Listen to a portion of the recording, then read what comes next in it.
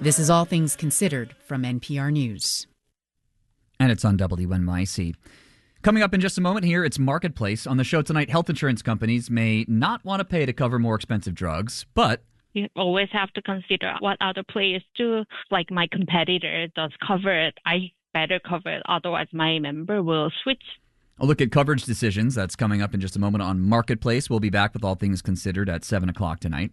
Right now, it's 26 degrees. We'll see a low of about 20 overnight. Tomorrow should be sunny early on in the day, high of about 32. It's WNYC at 6:30. WNYC receives support from the Joyce Theater, presenting Momix's Alice, a holiday production inspired by Alice in Wonderland, featuring illusion, acrobatics, and visual stage imagery. December 16th through January 4th. Tickets at joyce.org. WNYC, independent journalism in the public interest. 93.9 FM and AM 820. NPR News and the New York Conversation.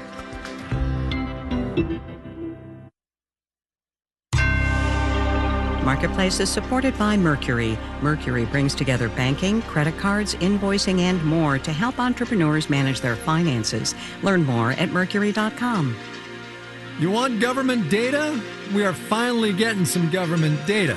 Now, is it going to make us feel better? I don't know. From American Public Media, this is Marketplace.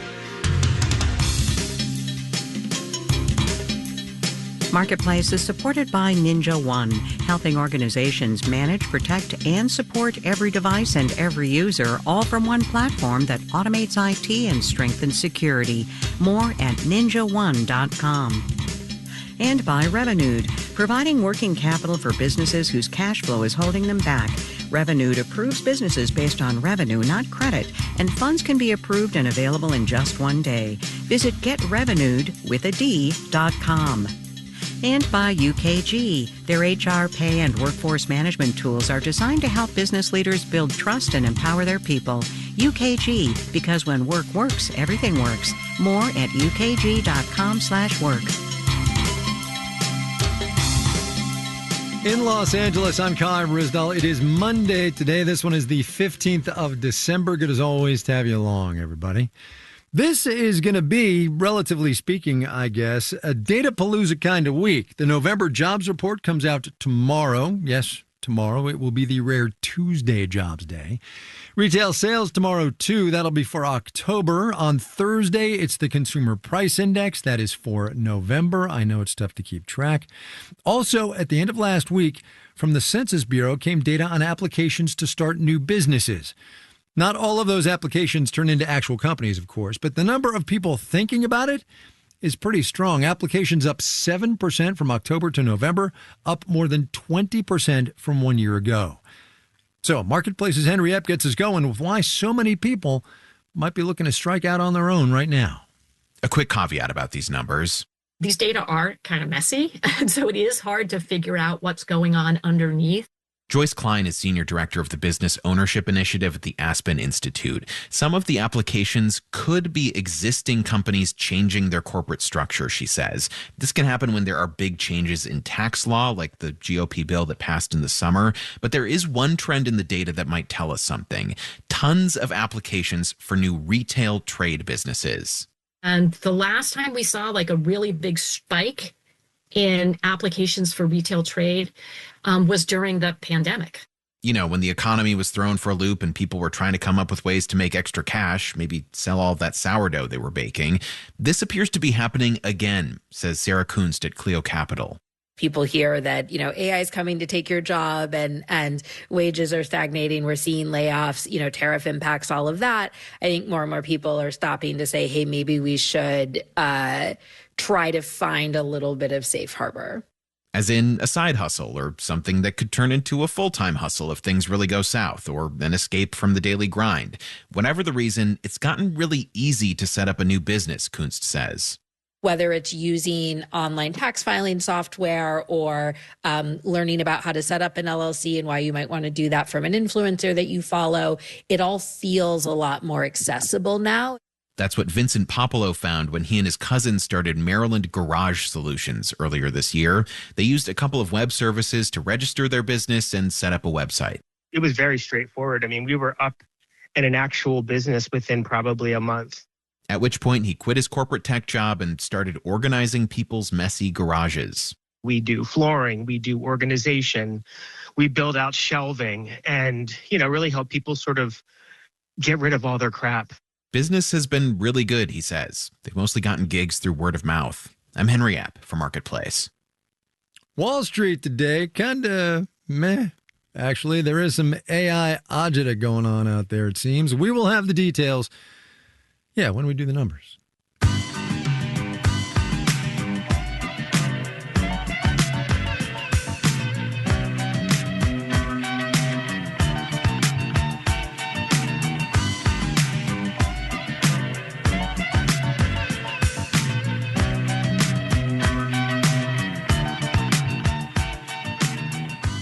There I was early this morning, barely halfway through my first cup of coffee, listening as I do to the Marketplace Morning Report when I heard Sabri Ben-Achour ask this question. Once we get all this data, is that going to be some great moment of clarity or is the big picture still going to be kind of murky? Imitation being the sincerest form of flattery, I'm going to rip that question right off and pose it to Abdullah Al-Barani. He's a professor of economics at Northern Kentucky University. Welcome back to the program. My pleasure. So, same question to you that Sabri asked Julia this morning. We're going to get all this data. Are we going to have some kind of epiphany and go, oh, yeah, okay, now we know where the economy's going? Probably not. I don't think that's going to happen. We've got a lot of noise in the air these days. Well, say more about that. Well, because of the gap in the data and because we started to rely a little bit more on the private data and there's a little bit of mistrust about data today, I don't think we're going to get as much clarity and confidence, more importantly, with the numbers that are provided to us. Lags, who actually is in the data?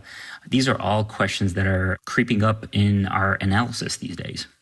I'm sure you were on this when it happened during the pandemic, but one of the things that happened was we didn't know exactly what the economy was doing because the data was completely cattywampus, right? And now we just haven't had data or it's coming out late. And it seems to me this might be sort of the new normal-ish, that the economy is kind of meh, and we can't figure out what's going on. What do you think? I think we are going through a structural change, and part of it is really developed because of the mistrust that has been introduced in government data. And it's going to take us a while to either regain the trust or we're going to start to find alternative ways to build confidence in the data that we see. We should say here, just to be clear, that no matter what the president says and no matter who he fires at the Bureau of Labor Statistics, there is zero indication, that the data is being politically manipulated. That said, to your point, how do we regain the trust?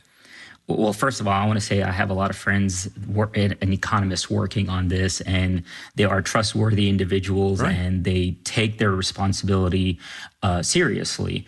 Unfortunately, it's not them in this situation. It's the system, the lack of information that has been presented, the shutdown has allowed this narrative that to develop that we cannot trust the data that's coming to us. So whether they're doing a fantastic job or not, which they are, the people processing this information are not feeling as confident about it. And that reduces how effective we can communicate what the data is telling us and what we do with it after that. Right. No matter what the president tries to do to politicize it. Let me ask you this, though. The first time, I think it was the first time, maybe it was the second time, we had you on, we talked about your Econ 101 classes and economic literacy and you know, how this is your life's work. How do we get things back on track where we know what the economy is doing and that people can have confidence that we know what the economy is doing? Because we're kind of in a different place right now.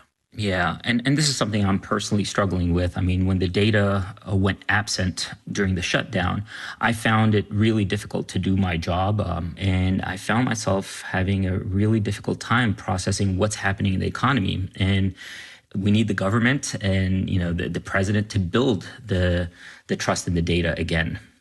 Do you think we can do it?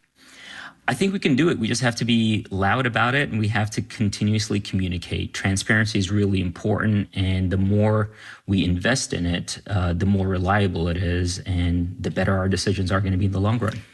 Back to where we started in that great moment of clarity that Sabree was talking about, the epiphany of when this data comes, we're finally going to know. I guess we're just going to have to get used to not knowing. I don't know if that's where I want to go. I think the approach that we should be taking is we need to recognize that every data point is just one data point, and the more signals that we have, the easier it is for us to trust the data. Abdullah Al-Barani at Northern Kentucky University. Professor, thanks for your time, sir. I appreciate it. Thank you, Kai. My pleasure.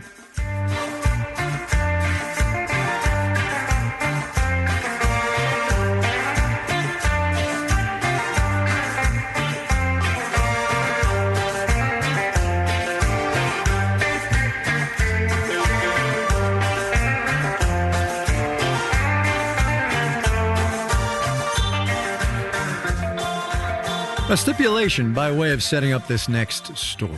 None of us, well, very few of us anyway, love our health insurance companies. Fair?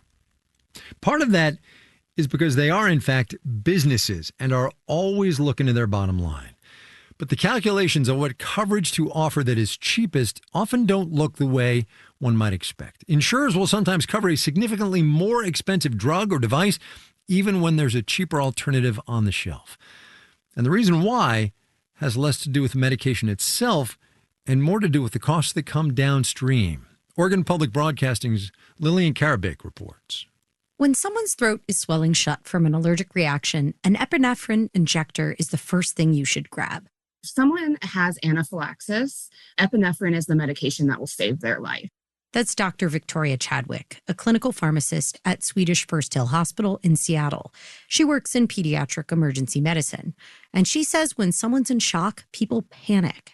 No matter how many times you've been taught how to use a device, you are freaking out because the person in front of you or yourself can't breathe. When a kid has a life-threatening allergy, their parents keep EpiPen injectors everywhere. Home, school, daycare, babysitters, but not everyone is trained to use them. That's when an injector like Auvi-Q can make a big difference. If having an allergic emergency, pull red safety guard down and off of Auvi-Q. It literally talks you through the process with a calm voice, step by step. Place black end against outer thigh, then press firmly and hold in place for 5 seconds.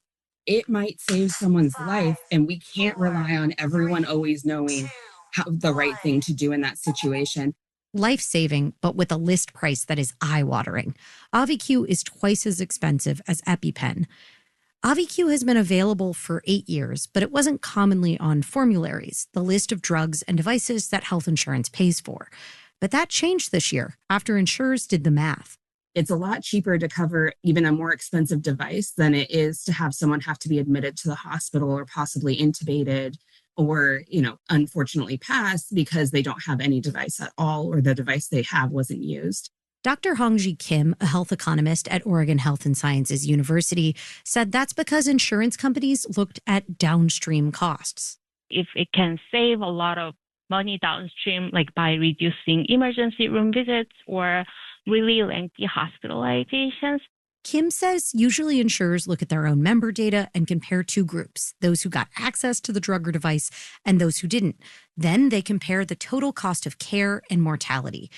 If they didn't have the data to analyze their own patient outcomes, insurers need good outside evidence. That could be randomized control trials, or a really strong, robust retrospective study that shows how the choice of certain drugs or medical device can affect downstream costs.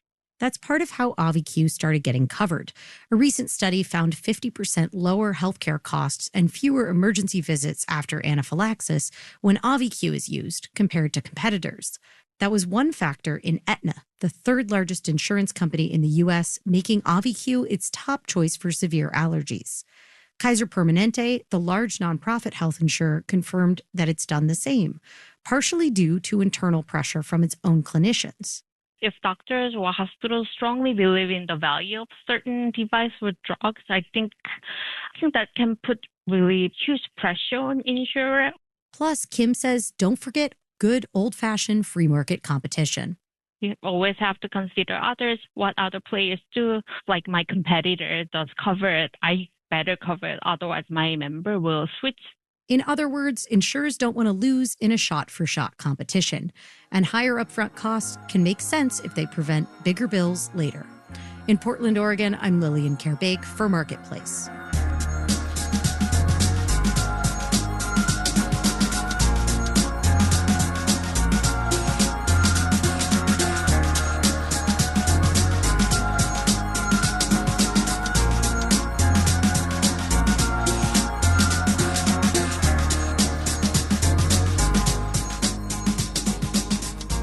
Here's an encouraging word about the housing market. Even as prices stay high, supply stays low, and mortgage rates hold firm at 6.2% or so for a 30-year fixed. More home builders are feeling more confident about the current and future housing market this month than they were last. That's from a survey out today from the National Association of Home Builders. Home builder sentiment nudged up in December, just a hair to be clear, but it was the third more confident month in a row. However, all sunshine and light, it is not. 2/3 of home builders say they've had to offer incentives to get buyers to commit. 40% of them say they've had to lower their prices.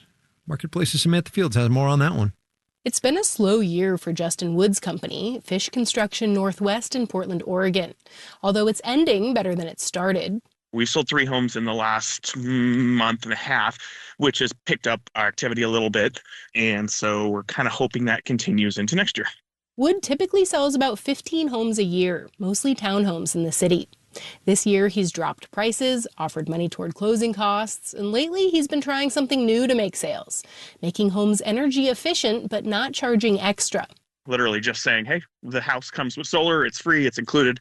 So many builders have been offering incentives that Robert Dietz at the National Association of Home Builders says it has contributed to a noticeable split in the trajectory of new home prices versus existing home prices. Existing home prices have continued to increase since 2022, but median new home prices are down more than 10%.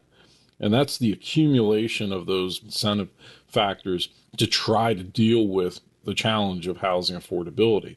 Affordability is the biggest factor weighing on prospective buyers. Clint Mitchell sees that in Indianapolis, where he owns Estridge Homes. They sell about 100 houses a year for anywhere between $500,000 and $2 million. For us, the higher price point has done reasonably well this year. It's our lower price point that has been much slower. It seems like that consumer is more stretched, more strained. Although just like for Justin Wood in Portland, Oregon, Mitchell says his sales the last couple of months have been stronger. Actually been some of our better months of the year. So he's heading into 2026 feeling cautiously optimistic. I'm Samantha Fields for Marketplace.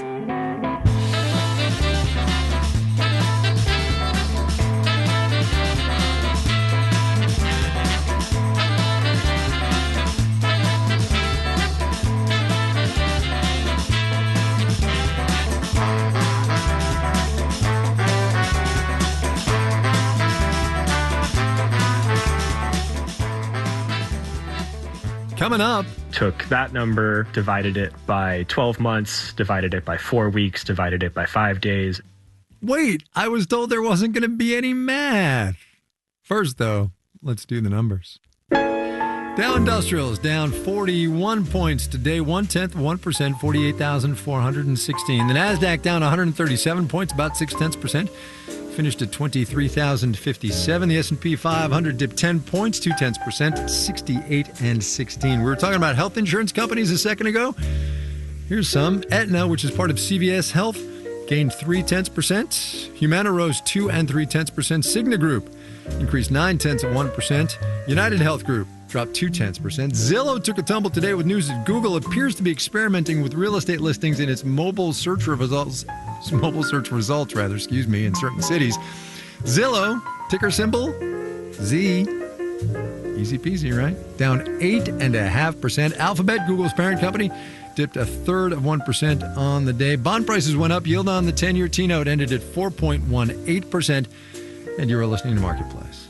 The Numbers is supported by Mercury, a fintech that offers banking, credit cards, and financial software. Marketplace is supported by JLL, a commercial and real estate firm using data and AI to transform how clients find, manage, and invest in properties around the world.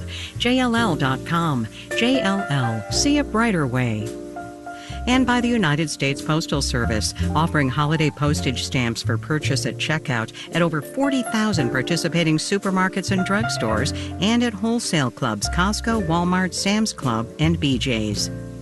And by Odoo, dedicated to providing software designed to scale with businesses. Odoo's programs for manufacturing, accounting, and more aim to provide building blocks for creating a custom software suite. Odoo, what businesses need.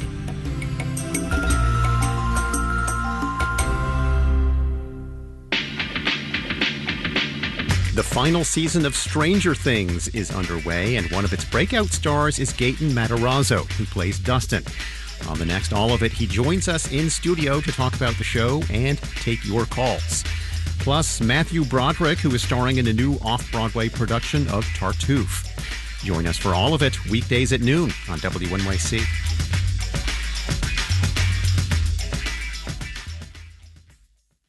WNYC is supported by Brooklyn Solar Works, a Brooklyn-based solar firm working to bring custom rooftop solar to NYC homes and businesses. Details at brooklynsolarworks.com. You're listening to Marketplace on WNYC. Coming up on All Things Considered, some of the nation's largest restaurants boast of decades-long survival through economic downturns, stiff competition, and changing American palates, and we still love them anyway. Why? That and more coming up on All Things Considered at 7 o'clock. Stay tuned. This is Marketplace. I'm Kai Ryssdal. Here's a good story about the very small becoming, in the aggregate, kind of a big deal. It's been a little bit more than a month now since the U.S. Mint produced its very last penny, and businesses are starting to run out of them, which means making change for those who still do use cash is just a little bit more complicated.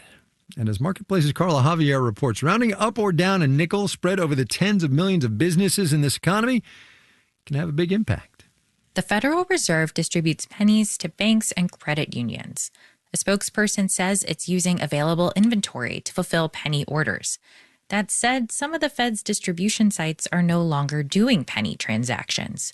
Steve Keneally with the American Bankers Association says banks are telling him that they had penny inventory on hand, although it was shrinking perilously low.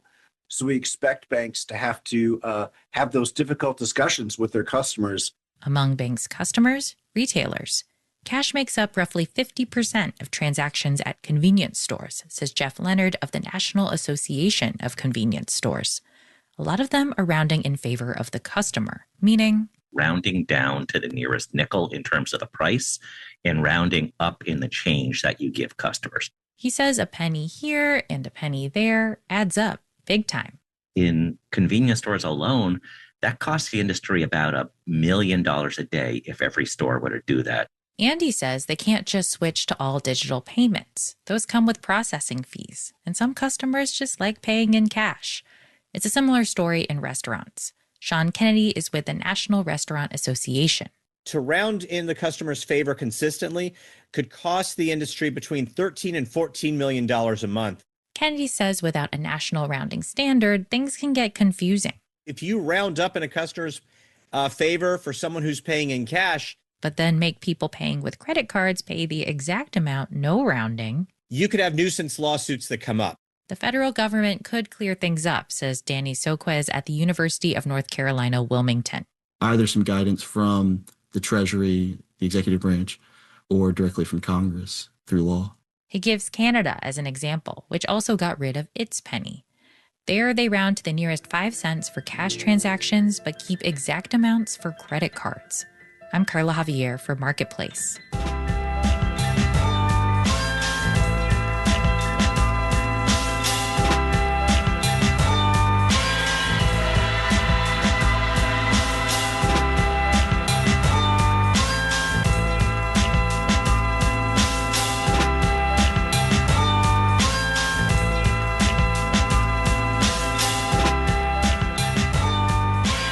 Henry Epp started us off today with new data from the Census Bureau on small business formation, up 7% last month from October, 20% from a year ago. Lots of people just going to work for themselves. And it's not just now. Here's a 5-year veteran of the challenges of running a small business for today's installment of our series, My Economy. My name is Alex Redlinger, and I own and operate Red's Gardening Co., which is a fine gardening maintenance boutique located in coastal San Diego. My joy and love of gardening started at a young age. As a kid, we would always grow sunflowers and we'd grow pumpkins every season, try to grow the biggest sunflowers and the biggest pumpkins. And then we kind of discovered succulents as a family, and I got really into growing succulents. I used to sell sunflowers and succulents on Craigslist. And so I did that for a couple years, had a little succulent nursery in the side yard of my dad's house growing up. As a kid, I very much enjoyed doing the yard work. Like, I enjoyed mowing the lawns, I enjoyed planting plants, I enjoyed trimming the bushes and all that stuff. So I think at an early age, I got an affinity for doing the work that I now do for a job. I officially started my business in fall of 2020. Over the last 5 years, it's just been me running the business, doing everything from the administrative stuff to the bookkeeping to the on-site work. Basically, since the post-pandemic era, the cost of living, I know, has skyrocketed across the whole country, but it is super skyrocketed here in San Diego. I mean, houses have like doubled in price. My rent has tripled in price for basically the same size house that I've always lived in. So as I was going out to set the hourly rate that I would charge people and what I was trying to take home, I looked at the median income in San Diego. I looked at what it took to purchase a home and how much that would mean I would need to make in a year. So then I took that number and divided it by 12 months, divided it by 4 weeks, divided it by 5 days, and then divided it by 8 hours. And I was like, all right, I got to hit this hourly wage to make this much in a year.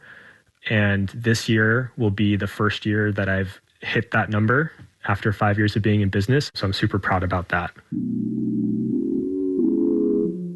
One thing that is really interesting about San Diego County is it is the most biodiverse county in the entire nation. And with that, it's really interesting to see how plants act in different parts of the county. The same plant you plant on the coast will be different than maybe inland San Diego, and will also be different in North or South County. The type of gardening that I do is fine gardening maintenance, and it's more of a plant-focused maintenance program. So I do not mow lawns. None of my properties have lawns. I don't trim hedges with hedge trimmers. I do everything to look as if they're kind of wild and natural, but still, maintained and look nice. One of the best compliments that I can get, and I am stoked when I hear this from people, is people will walk by the yard that I'm working on and they look at me and they say, "Oh, are you the one that maintains this?" And I say, "Yeah, I am." And they'll go, "It looks like you do nothing," but I mean that as a compliment.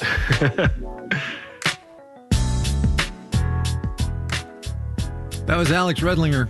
Red's Gardening Co. in San Diego is his business. If you are out there starting your own business, or honestly even just thinking about it, marketplace.org/myeconomy is where you can go to share your story with us.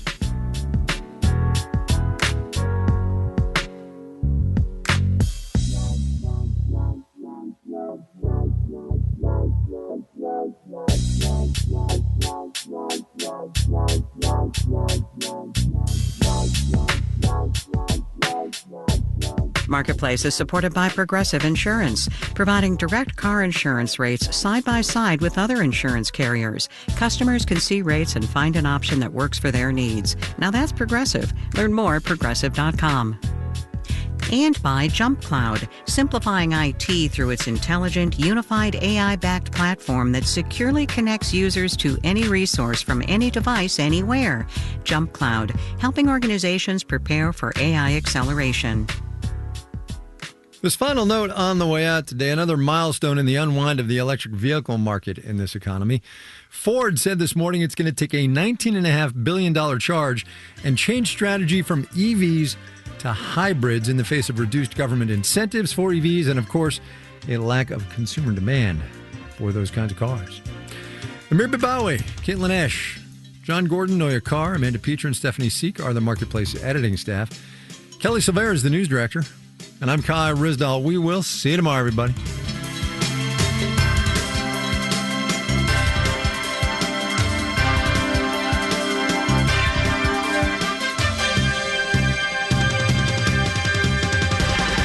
This is APM.